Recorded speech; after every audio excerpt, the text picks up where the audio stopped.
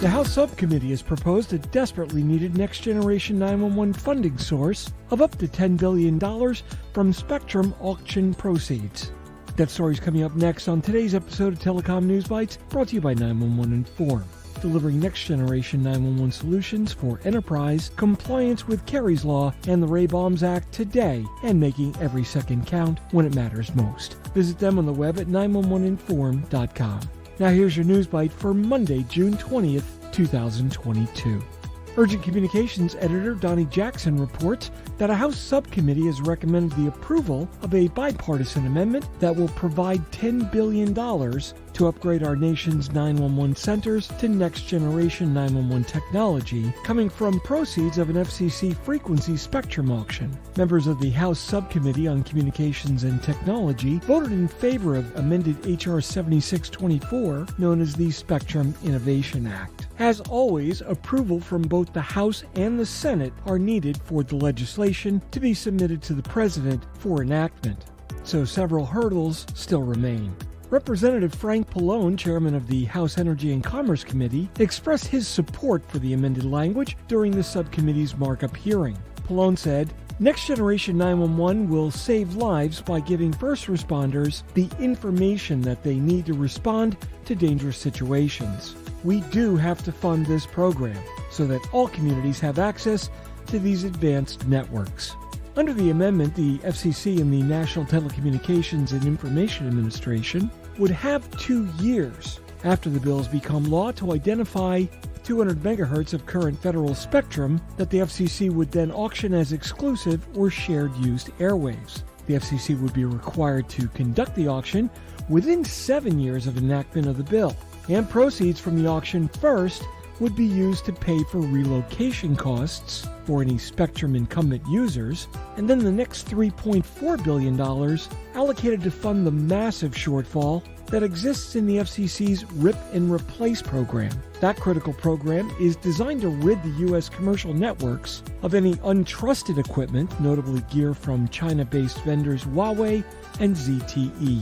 After these financial obligations are met, the next $10 billion in proceeds would be dedicated to funding the NG911 transition. The notion of tying FCC auction revenue to NG911 funding was an idea that was proposed publicly by Chairwoman Jessica Rosenworcel in February. Pallone commented that obviously this $10 billion is a great step forward, but I'm going to continue to push for additional funding for this technology to save lives at every opportunity. Representative Anna Eshoo from California echoed this sentiment, saying this amendment is a new version of the legislation I introduced in the last Congress, and it's been fine-tuned over the last 2 years to reach a compromise with Republicans and stakeholders in the first responder community. I agree with the chairman of the full committee, $10 billion is significant, but it's approximated that $15 billion will be needed to bring all of our 911 call centers to where they need to be. Now, this is not the first time that funding for Next Generation 911 has been proposed in legislation, but this bill is unique in that it includes a funding source, the auction proceeds, and has such a strong showing of public support from House Republicans. Including of language for Next Gen 911 funding was a pleasant surprise within the public safety community.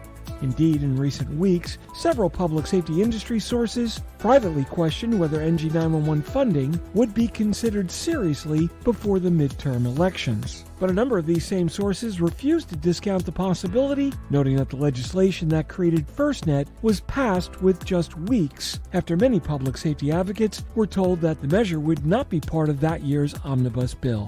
While this week's subcommittee markup provided the first encouraging 911 funding news in the last few months, still several questions remain about the amended H.R. 7624. The first is whether the legislation can even be passed this year before the end of the congressional session. The proposed NG911 funding is part of the legislation calling for a spectrum auction, but it's currently not part of the bill that would extend the FCC's authority to conduct that type of auction, a bill that's considered as a must-pass by most on Capitol Hill. Still, many Beltway sources are encouraged by the 911 funding and that it's accompanied by a high-priority item like fully funding the Rip and Replace initiative. If this amended legislation is enacted under the amended language, the FCC and NTIA would still have 2 years after the enactment to identify which spectrum would be suitable for auction. And at that point, the FCC would need to prepare for the auction and actually conduct it. So even if all these steps are executed smoothly, there's a realistic possibility that the winning bidders of the auction would not deposit checks with the FCC for at least 3 years. And that leaves 911 centers potentially being in a state of limbo during that period. But even with such issues to resolve, support for NG911 funding was expressed by several interested parties, including NENA CEO Brian Fonce, who said that NENA appreciates the efforts to secure funding for Next Generation 911, and we're open to working with the sponsors and all stakeholders to make sure that this funding is adequate, workable, and timely. FCC Chairwoman Rosenworcel also expressed her support, making the comment, "As the old saying goes, you may only call 911 once in your life, but it'll be the most important call you ever make." There are more than 6,000 911 call centers across the country, and many of them are using legacy technology built for an era when calls in crisis came strictly from landline phones.